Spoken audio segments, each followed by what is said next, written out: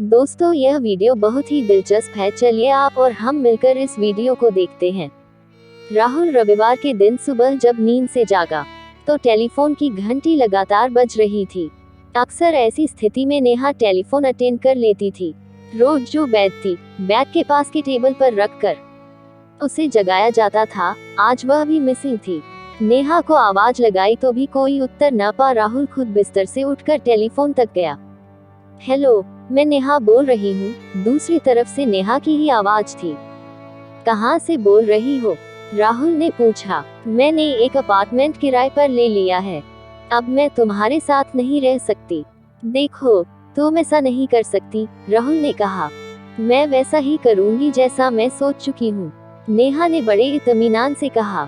तुम चाहते हो कि तुम कोई काम न करो, मैं कमा कर लाऊं और घर मेरी कमाई से ही चले। ऐसा कब तक चलेगा? मैं तुमसे तलाक नहीं लूंगी, बस तब तक अकेली रहूंगी जब तक तुम कोई काम नहीं ढूंढ लोगे। मैं तुम्हें जी जान से चाहती हूँ, मगर तुम्हें इस स्थिति में नहीं देखना चाहती कि तुम मेरे रहमो करम पर ही रहो। मैं तुम्हारे नाम के साथ तभी जुड़ूंगी जब तुम कुछ कर दिखाओगे। तुम अपने माँ बाप के घर भी तो रह सकती हो, वे बहुत अमीर हैं, वहाँ आराम से और सब सुख सुविधाओं के बीच रहोगी।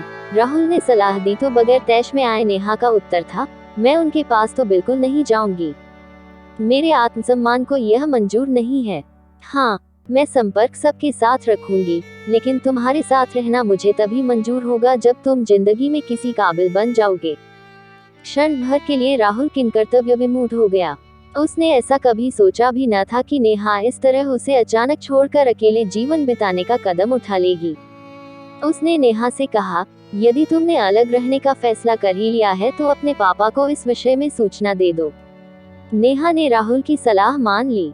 उसके पापा ने जब उसे मायके आने के लिए कहा तो नेहा ने कहा, पापा, आपने पढ़ा लिखा कर मुझे इस काबिल बनाया है कि मैं अपने पैरों पर खड़ी हो सकूं। मैं राहुल को तलाक नहीं दे रही हूँ। आपको पता है कि मैं राहुल को बहुत चाहती हूँ। आपके और मम्मा के विरोध के बावजूद मैंने राहुल से विवाह किया। मैं तो बस इतना चाहती हूँ कि राहुल को उस मोड़ पर लाकर खड़ा कर दूं, जहाँ वह कुछ बनकर दिखाए। नेहा की बात उसके पापा की समझ में आ गई। उन्होंने कहा, नेहा, इस रचनात्मक कदम पर मैं तुम्हारे साथ हूँ। फिर भी यदि कभी सहायता की जरूरत हो तो संकोच न करना, मुझे बता देना। राहुल को इस तरह नेहा का अचानक उसे छोड़कर जाना अच्छा नहीं लगा, लेकिन उसे इस बात से बहुत राहत मिली कि नेहा ने ये स्पष्ट कर दिया कि यदि स्थिति बदली और राहुल ने या तो कोई व्यवसाय कर लिया या अपनी काबिलियत के आधार पर कोई अच्छी नौकरी कर ली, तो वह उसकी जिंदगी में फिर वापस आएगी। नेहा ने राहुल को ये भी स्पष्ट कर दिया कि उसे सारा ध्यान अपने बेहतर भविष्य और करियर पर लगाना चाहिए। वह उससे मिलने की भी कोशिश न करे, न ही मोबाइल पर लंबी चौड़ी बातें करे। राहुल को तब बहुत बुरा लगा जब उसने अपना पता तो बता दिया, लेकिन साथ में ये भी कह दिया कि वह उसके घर पर न आए। वह तभी आकर उससे मिल सकता है जब आय के अच्छे साधन जुटा ले और जिंदगी में उसकी उपलब्धियां बताने लायक हों। नेहा को इस बात का बहुत संतोष था कि अब तक उसकी कोई औलाद नहीं थी और वह स्वतंत्रता पूर्वक दफ्तर के कार्य पर पूरा ध्यान और समय दे सकती थी। नेहा के बॉस उम्रदराज और इंसानियत में यकीन रखने वाले सरल स्वभाव के व्यक्ति थे, इसलिए नेहा को दफ्तर के वातावरण में पूरी सुरक्षा और सम्मान हासिल था। एक योग्य, स्मार्ट और आधुनिक महिला के रूप में उसकी छवि बहुत अच्छी थी। दफ्तर के सहकर्मी उसका आदर करते थे। कॉलेज की कैंटीन में राहुल ने नेहा को पहली बार देखा था। वह अपनी बहन सीमा का दाखिला BA में करवाने के लिए वहां गया था। पहली नजर में नेहा उसे बहुत सुंदर लगी। वह अपनी सहेलियों के साथ कैंटीन में थी। बाद में उसे देखने के लिए वह सीमा को कॉलेज छोड़ने के बहाने से जाने लगा। नेहा को भी बार बार दिखने पर राहुल का व्यक्तित्व, चाल ढाल, तौर तरीका आकर्षक लगा। फिर सीमा से कहकर उसने नेहा से परिचय कर ही लिया। बाद में जब उन्होंने शादी की तब राहुल पोस्ट ग्रेजुएट था, लेकिन कोई नौकरी नहीं कर रहा था और नेहा MBA करने के बाद नौकरी करने लगी थी। राहुल से अलग रहने में नेहा ने कोई कष्ट अनुभव नहीं किया, क्योंकि यह उसका अपना सोचा समझा फैसला था। दृढ़ निश्चय और स्पष्ट सोच के कारण अपने बॉस की पर्सनल सेक्रेटरी का काम वह बखूबी कर रही थी। धीरे धीरे ऑफिस में बॉस के साथ उसकी नजदीकियां बढ़ रही थी। ऐसे में उन्हें कोई गलतफहमी न हो जाए, इसके लिए उसने अपने संबंध के विषय में स्पष्ट करते हुए एक दिन उनसे कहा, सर, मैं अपने पति से अलग भले ही रह रही हूँ, किंतु मेरा पति के पास वापस जाना निश्चित है। फ्लर्टिंग में मैं यकीन नहीं रखती हूँ। हाँ, महीने में 1-2 बार डिनर या लंच पर मैं आपके साथ किसी अच्छे रेस्तरां में जाना पसंद करूंगी। वह भी इस ख्याल से कि अगर इस बात की खबर राहुल को पहुंची या कभी आपके साथ आते जाते उसने देख लिया तो या तो उसे आपसे ईर्ष्या होगी या इस बात का टेस्ट हो जाएगा कि वह मुझ पर कितना विश्वास करता है। दूर रहने पर संदेह पैदा होने में देर नहीं लगती। उधर अपनी योग्यता के बल पर और कई इंटरव्यू देकर राहुल एक अच्छी नौकरी पा चुका था। एक मल्टीनेशनल कंपनी में उसे पब्लिक रिलेशन ऑफिसर के पद पर काम करने का अवसर मिल चुका था। नौकरी शुरू करने के 2 महीने बाद राहुल ने नेहा को फोन पर इस विषय में सूचना दी। नेहा, मैं पिछले 2 महीने से नौकरी कर रहा हूँ। बधाई हो राहुल, मुझे पता था कि तुम्हारी अच्छाइयाँ एक दिन जरूर रंग लाएंगी। राहुल को बहुत समय बाद नेहा से बात करने का मौका मिला था। उसकी खुशी फोन पर बात करते समय नेहा को महसूस हो रही थी। वह भी बहुत खुश थी। राहुल ने कहा, अभी फोन मत काटना, कुछ और भी कहना चाहता हूँ। बातें और करनी है। नेहा, वापस मेरे पास आने के बारे में जल्दी फैसला करना। राहुल अपने विषय में बहुत कुछ बताना चाहता था, लेकिन नेहा बीच में ही बोल पड़ी, मेरे बॉस अपने चैम्बर में मेरा इंतजार कर रहे हैं। एक मीटिंग के लिए मुझे पेपर्स तैयार करने हैं। जो बातें तुम पूछ रहे हो उस विषय में मैं बाद में बात करूंगी। जिस तरह सोना आग में तप कर कुंदन बनता है, ठीक वैसे ही राहुल ने जी जान से मेहनत की। उसे कंपनी ने विदेशों में प्रशिक्षण के लिए भेजा और 1 वर्ष के भीतर ही पदोन्नति दी। राहुल, जिसमें शुरुआत में आत्मविश्वास व इच्छाशक्ति की कमी थी, अब एक सफल अधिकारी बन चुका था। उसके पास आने की बात का नेहा से कोई उत्तर न मिलने पर उसमें क्रोध जैसी कोई प्रतिक्रिया नहीं हुई।